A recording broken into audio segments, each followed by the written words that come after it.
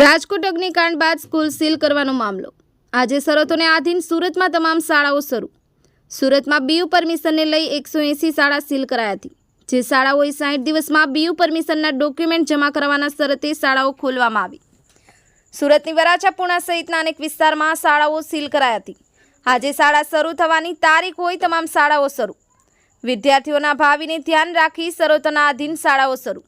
Bureau report SD news Gujarati Surat.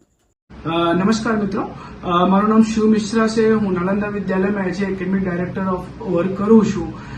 आज रोज आखा गुजरात में नवु सत्र 2024 અને 25 खोलવામાં આવ્યા છે। એને પહેલા તંત્રે ઘણા બધા રાજકોટના જે કાંડ થયા એના પછી શાળાઓને સીલ કરવામાં આવ્યા હતા।